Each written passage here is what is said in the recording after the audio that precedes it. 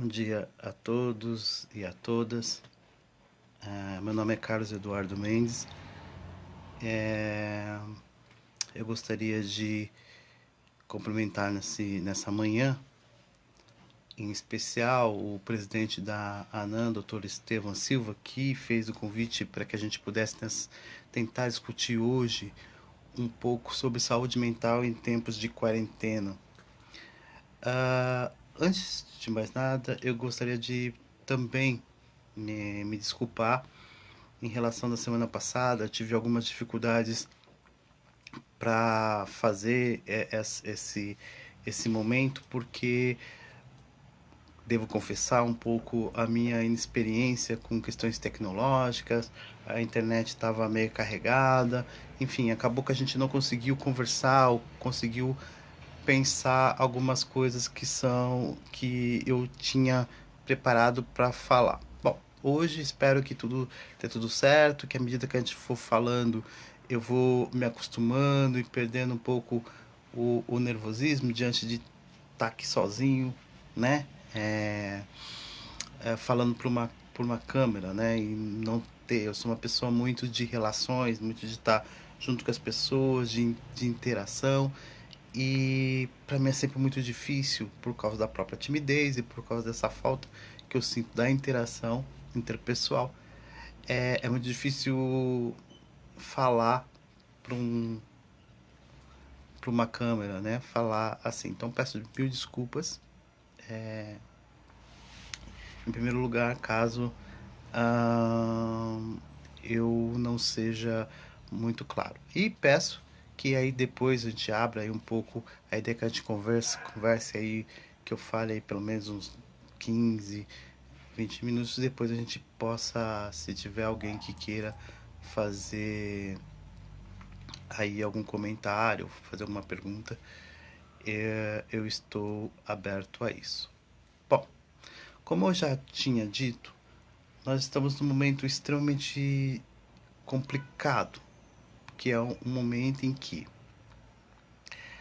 ah, existe uma pandemia estabelecida, portanto, mundialmente estão se tentando lutar contra um vírus, né, contra o Covid-19, e isso fez com que alguns ou a maioria dos governos no mundo propôs-se algum tipo de, como eu chamaria de, uma palavra técnica sendo utilizada, que é a lockdown.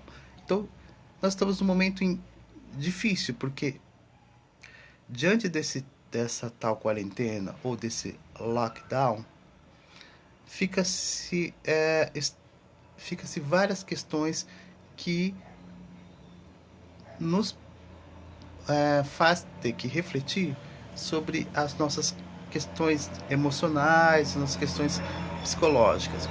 Bom, para ser mais claro no que eu estou querendo dizer, nós teríamos aí uma proposta, né, que foi estabelecida de um lockdown ou uma quarentena, um isolamento ah, horizontal,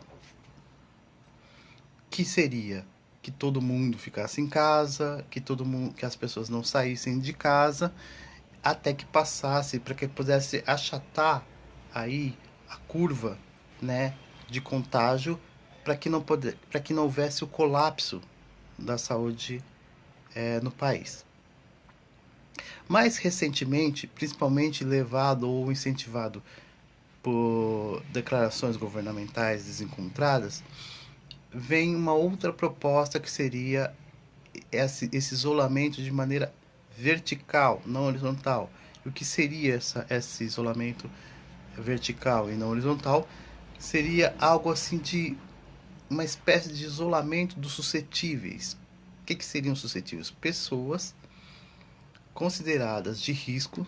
Essas pessoas ficariam isoladas, enquanto outras pessoas não suscetíveis, pessoas que não que pudesse desenvolver a doença de uma maneira mais tranquila, ou que não desenvolvesse a doença, essas pudessem voltar ao trabalho em nome do estabelecimento da economia. Bom, mas existem algumas coisas que são importantes pensar com esse raciocínio de isolamento vertical, é que uma das questões importantes para nosso raciocínio, nosso pensamento, é que, embora muito se fale, ou muito se tenha, como a Itália como exemplo, que temos a Espanha como exemplo, na verdade esses exemplos eles não são,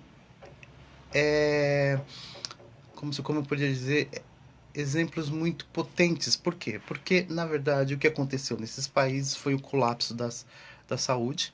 O que é o colapso da saúde? É não ter leitos, né? As pessoas não poderem mais serem internadas. E nesse sentido desse colapso, então, muitas pessoas morreram sem atendimento. Então, ainda não se sabe direito qual o comportamento do vírus, ainda não se sabe direito. Então, uma das questões de um isolamento vertical não der certo é essa falta de desconhecimento de como a doença age, e principalmente nós não temos noção nenhuma ainda de como essa doença, então, de como o Covid-19 faria sua estada aqui no país, né? Então a gente não sabe. Então, o que se tem de verdade é que já existem pessoas infectadas e pessoas precisando de ventilação mecânica. Quer dizer isso? Quer dizer que pessoas precisando de respirador, né? Aquele respirador que precisam. As pessoas que precisam respirar mecanicamente, né? Por outro lado, há então o perigo da doença, há então o medo e o receio da própria doença.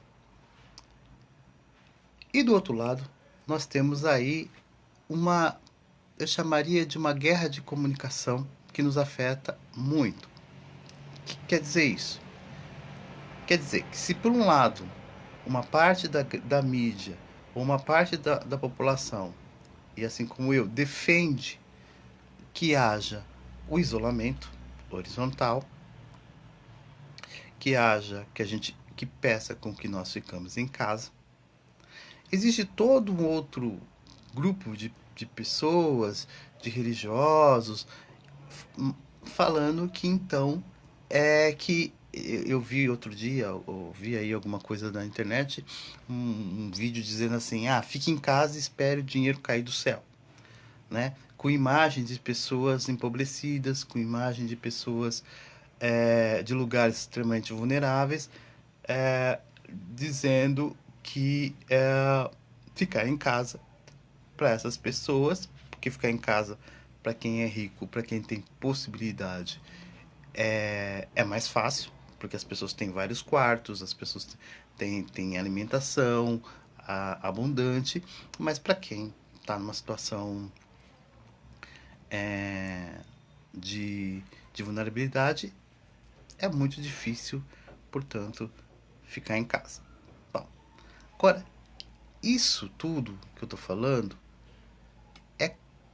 para mim, é evidente que faz com que aconteça esse vínculo, né? Esse vínculo entre o processo de quarentena motivado pelo Covid-19 e a nossa saúde psíquica ou a nossa saúde mental. Por quê? É claro que muitos de nós, né, estamos de alguma forma ansiosos por ficar em casa.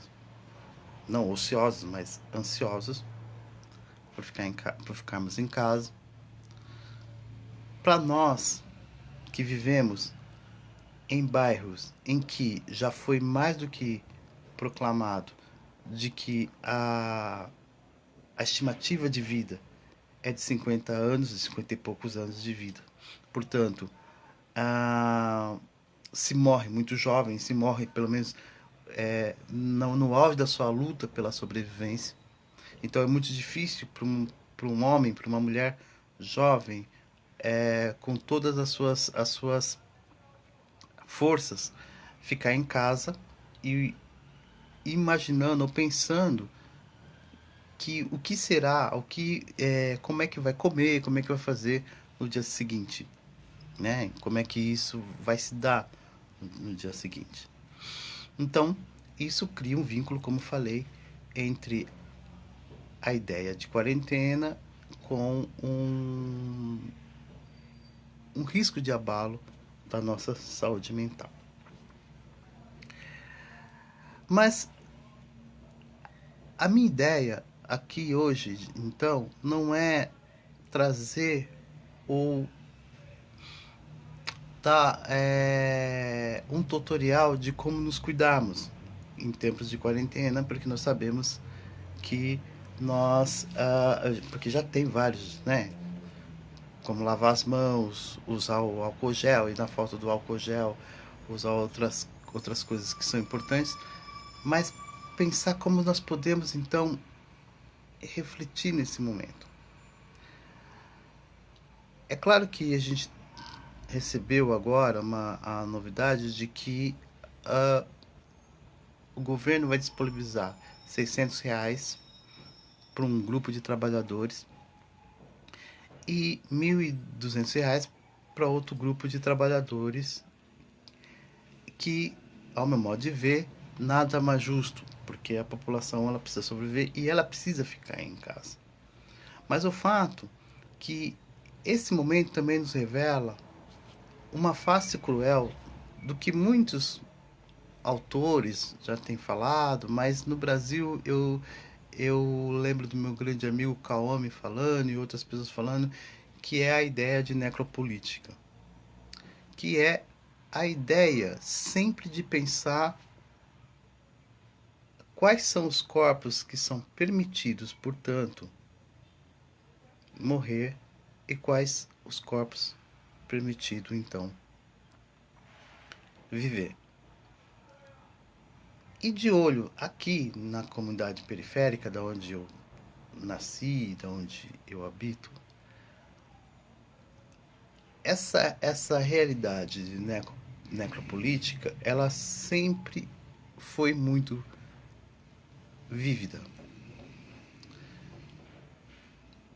Por isso que nesse momento é tão difícil de convencer essa população, que, como eu já disse na minha abertura, tem uma expectativa de vida de 25 anos menos do que em bairros como Moema, Alto de Pinheiros, Alto da Lapa.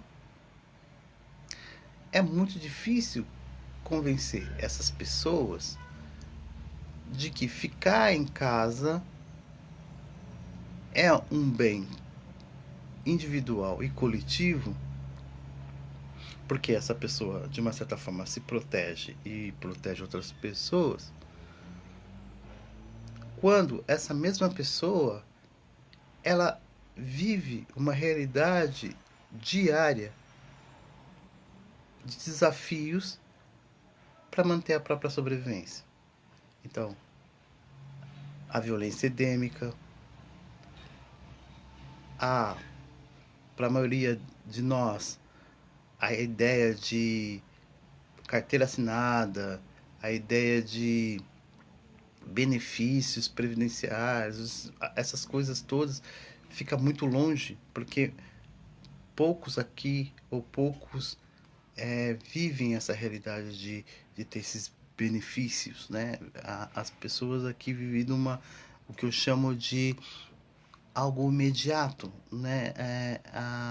A vida que se faz na própria vida, quer dizer, se trabalha hoje para aquilo que vai se comer hoje, né? E se reza para que amanhã eu possa trabalhar novamente, para que eu possa ter emprego novamente. Então, viver ao lado dos córregos abertos, viver a cada verão ou a cada chuva o medo de que o morro na qual eu viva possa desbarrancar. tudo isso que são medos, que são situações do dia a dia, acaba fazendo com que nós pensemos, puxa vida, mas diante de tantas dificuldades, de tantas coisas, não sair de casa me parece até covardia, me parece até preguiça, me parece até falta de hombridade, porque em tantas situações tão complicadas, né? Teve pessoas na TV, inclusive, de falar que, por exemplo, nos Estados Unidos se morre de pessoas engasgadas, muito mais do que nós mesmos no começo dessa. A gente viu vários memes dizendo, ó, mas quando o coronavírus chegar ao Brasil e ele descobrir que a dengue, né, que manda no país, né, como será isso? Então, veja, diante de todas essas questões, de todas essas questões, é muito difícil se convencer alguém de ficar em casa. E se essa pessoa fica em casa de maneira forçada, é muito difícil que ela não passe por um estresse pós-traumático. Quer dizer, o trauma de ser impedido de buscar o seu próprio sustento, de ser impedido de buscar a sua própria vida, porque existe um inimigo, como se diz, invisível, que ninguém vê, ninguém sabe, e que as próprias pessoas da imprensa falam que é sério e outras lideranças dizem que é apenas uma gripe, ou uma gripezinha que, se você tiver alimentado, se você tiver bem estruturado, você passa por ela de uma maneira tranquila. O fato é que realmente milhares de pessoas não pode contar com essa alimentação adequada, não pode contar com essa questão de uma vida tranquila para que possa esperar o pico da doença passar. Então, com toda certeza, e ainda não sabemos qual vai ser o posterior a esse momento de sofrimento, de angústia, de ansiedade que as pessoas estão vivendo, principalmente as pessoas que são, de alguma forma, que estão dentro de casa e que não podem manter o isolamento, né? Já que moram com 3, 4, 5, 6 pessoas em 2 cômodos. Mas então, o que dizer para essas pessoas, ou o que dizer para quem está me ouvindo agora, que está buscando então uma receita? Não? Então, Carlos, como você, como psicólogo, como estudioso da periferia, como alguém que não só é estudioso, mas que vive na periferia, o que você poderia, ou o que você teria, ou o que você falaria para nós em termos então de como que a gente pode manter a nossa saúde mental e como que a gente pode fazer isso? Eu fico pensando, né? Quais seriam as receitas que poderíamos dar? Bom, acho que a primeira coisa é dizer que já existem coisas interessantíssimas acontecendo em termos de organização. A periferia, ela sempre tem dado exemplos fantásticos de luta pela sobrevivência, de luta pela vida. Então nós estamos vendo várias organizações, vários coletivos na comunidade já pensando no sustento daqueles que vão ficar em casa, da população de rua, da população, né, em situação de rua. E já existe então um movimento. A gente precisa, e talvez a minha falha talvez deveria ter trazido os endereços, os nomes dessas instituições que já estão fazendo, mas existe. Outra coisa que fica para nós, então, como uma possibilidade de uma saúde, de buscar a saúde mental, porque a saúde, como nós sabemos pela definição da própria organização, né, Mundial da Saúde, a OMS, né? Que a saúde mental ela não está simplesmente ligada à ausência da doença, né? Mas que é um estado de bem-estar na qual, né, a pessoa, o indivíduo pode perceber o seu próprio potencial e que é capaz de lidar com os estresses que são normais na nossa vida. Então, como que a gente pode buscar isso, né? No momento em que já existem indícios comprovados do aumento da violência doméstica, da violência contra a mulher nesse período de quarentena. Já tem comprovados que muitas pessoas estão em depressão por causa desse momento. Então a doença ela já apareceu, mas então como que a gente vai fazer isso, né, para buscar isso? Eu ainda penso que esse é um momento especial que nós estamos vivendo para que a gente possa viver, experimentar o que eu chamo do amor e da solidariedade. Pode ser breve o que eu estou falando aqui, mas esse momento é um momento muito importante para a gente perceber o quanto nós também somos frágeis da afetividade. O quanto a não possibilidade de tocar alguém, a não possibilidade de falar com alguém, a não possibilidade de abraçar ou de beijar alguém nos torna frágeis. Isso quer dizer que nós precisamos um dos outros.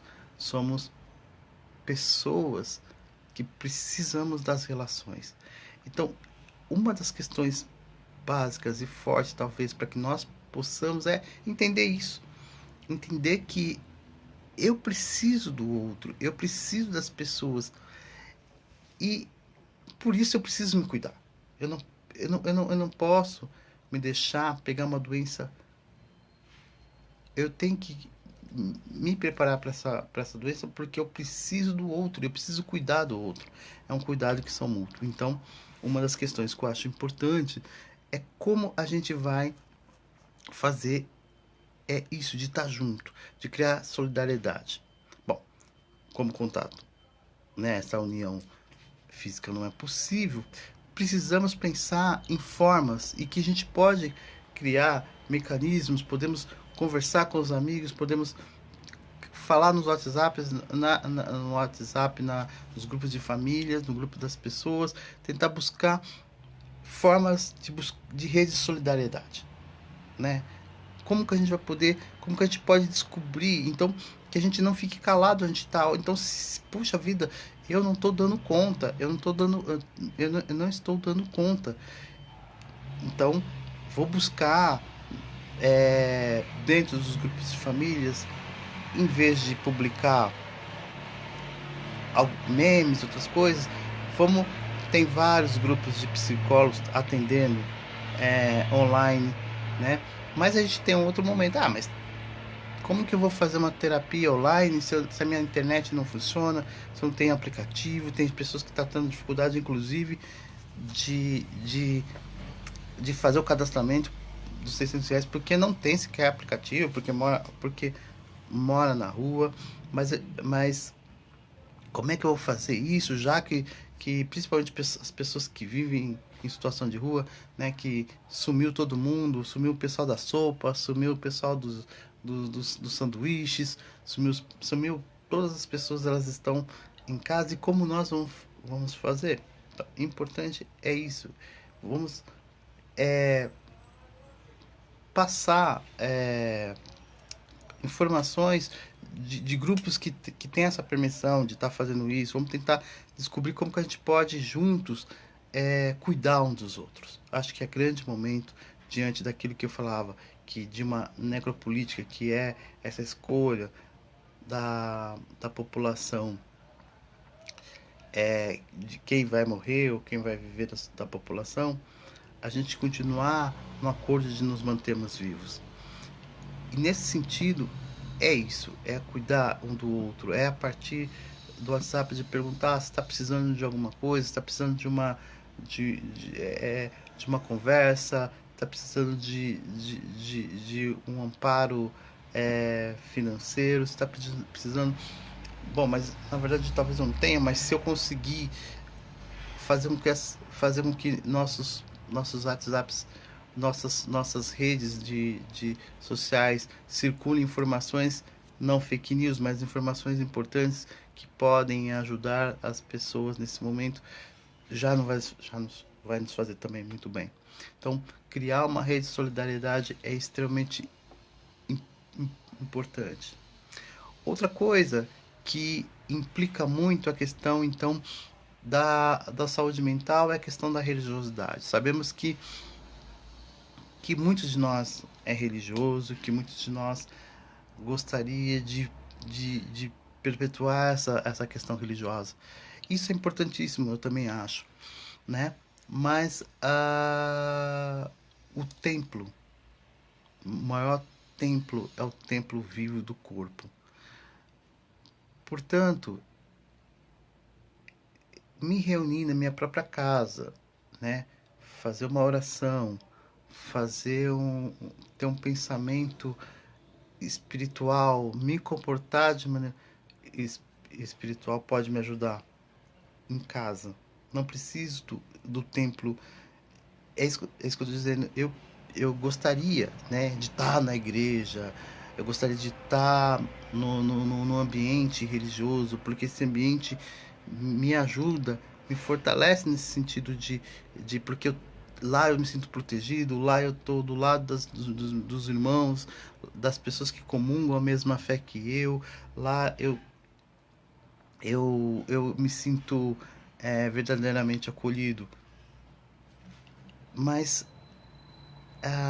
eu posso, da minha casa, me sentir essa extensão dessa igreja.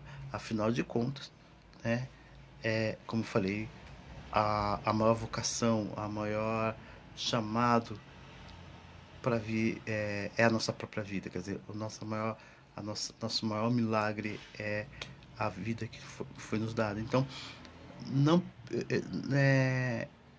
eu acho que nesse momento viver essa dimensão do querer estar próximo de outras pessoas, de querer proteger outras pessoas e me proteger ao mesmo tempo, de falar com as pessoas e transmitir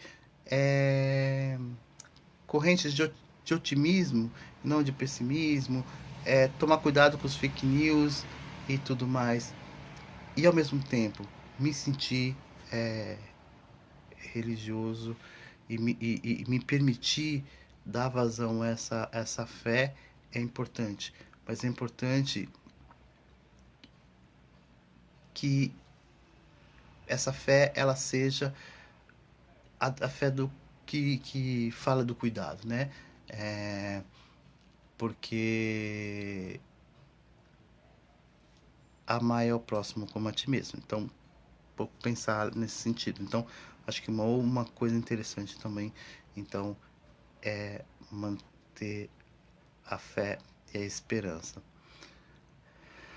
Por fim, né, é aqueles cuidados para que a gente possa manter as nossas cabeças funcionando. Então, cuidar das nossas coisas, né?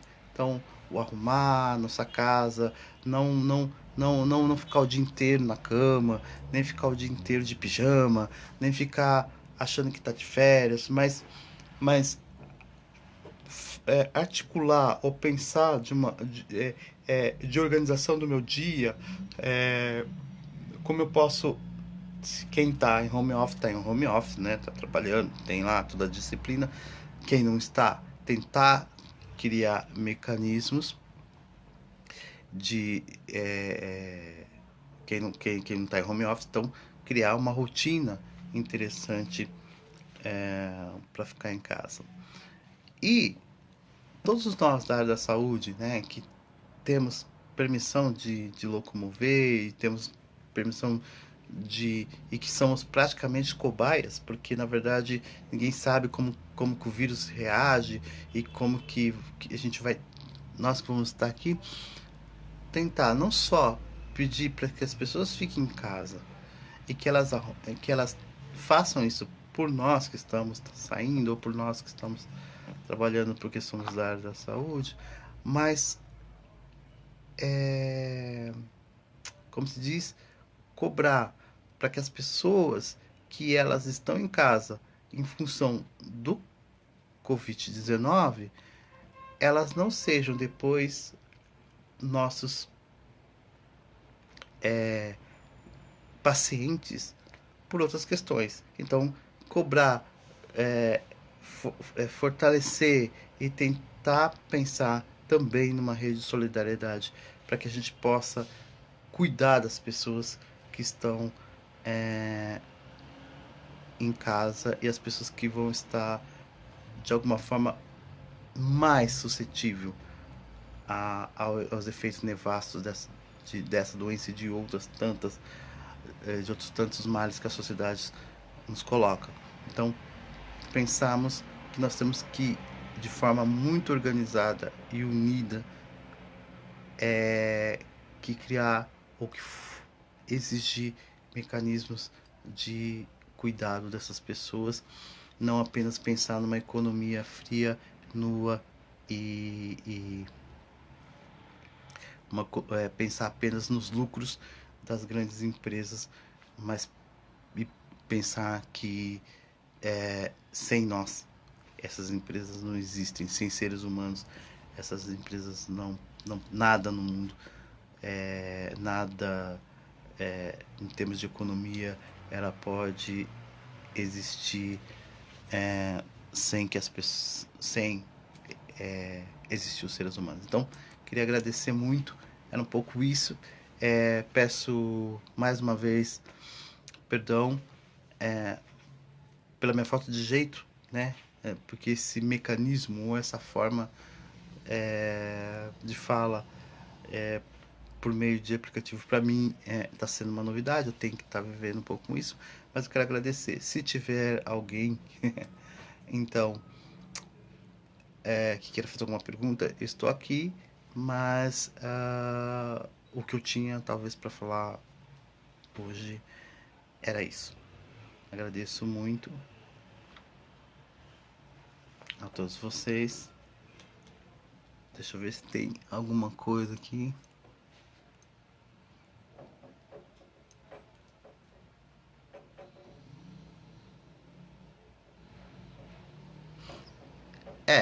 Alguém falou.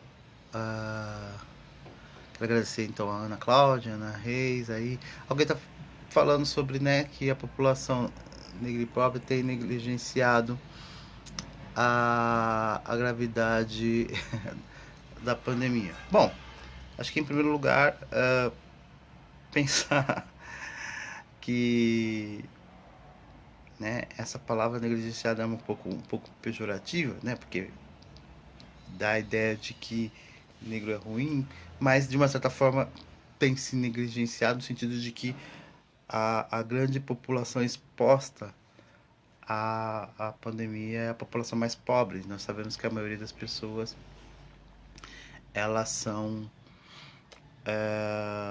negras. Bom, eu não diria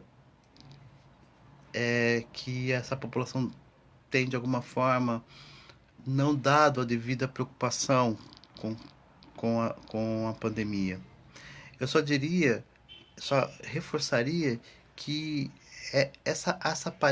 esse aparente descaso sobre a pandemia, e eu digo aparente descaso, está muito relacionado a justamente essa ideia de que não tem escolha. Né? Eu costumo sempre fazer uma comparação que eu aprendi com um padre jesuíta, que eu gosto muito, mas que é falecido, o Padre Herreros. Ele sempre me fazia uma pergunta assim, ele falou, quando ele queria quando ele tentou me explicar o que é realmente uma escolha, né? O que realmente é uma escolha? E ele falava assim, cara, se imagine trabalhando o dia inteiro, um trabalho varrendo uma rua, ou plantando no campo, né? Cultivando ali, ou fazendo uma faxina num grande prédio. Se imagina o dia inteiro você fazendo isso. E aí você chega na minha casa à noite e eu chego para você e digo assim, Carlos, você só vai poder escolher dois pratos. Tem lá na cozinha, dois pratos em cima da mesa. Ao entrar nessa cozinha, você vai poder escolher um único prato para comer. Você não pode escolher os dois, só pode escolher um. E aí eu entro na cozinha e tem lá um prato da comida que eu mais gosto, né? E eu adoro macarrão, aqueles macarrão, né? Massa, né? De modo geral, eu adoro. Então tem lá uma massa maravilhosa em cima da mesa, cheirosa, quentinha, e do outro lado um prato de pedra. E aí ele me questionava, qual dos dois você escolheria? E eu automaticamente diria, eu escolheria, com toda certeza, a massa. E aí ele pega e fala assim, então vamos pensar de outra maneira. Então, a mesma situação, você trabalhou o dia inteiro, tá super cansado, com fome, você chega e eu falo, você só pode escolher um dos pratos. E aí tem dois pratos que você ama, e você só pode escolher um. Então ele queria dizer o seguinte, que no primeiro caso, não existe escolha, porque eu só tenho pedra e comida. Então, é a comida que fosse. Podia ser a mais gostosa que eu gostasse ou a menos gostosa. Se eu tô com fome, eu vou escolher a comida, não vou escolher pedra. A não ser que as minhas faculdades mentais não estejam muito. Então, o ato de escolher, então, o ato de não averiguar, de não dar a devida gravidade à doença, nós teríamos, se uma boa parte da população negra, uma boa parte da população pobre, ela tivesse realmente uma possibilidade de escolha de ficar em casa e não ficar em casa. O fato é que ficar em casa para muita gente representa não ter alimentação diária, não ter como sustentar as pessoas da sua casa. Então, portanto, é a pedra dada. E a única possibilidade de comer é a saída para a rua, é a saída do trabalho. Então, o que se precisa fazer é criar um grupo de solidariedade, um rede solidária ou formas de mecanismos de com políticas públicas, né? Não estou falando só, mas que existisse e que exista políticas públicas capazes de fazer com que a pessoa possa escolher entre ficar em casa e não passar fome, entendeu? Então, é um pouco isso, tá?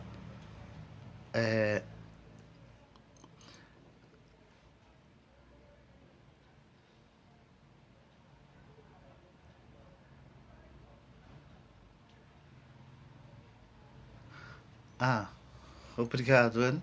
A Ana tá falando que é aquilo. Ela acabou de falar isso que eu acabei de colocar, Ana. Muito bem, é na Reis, né?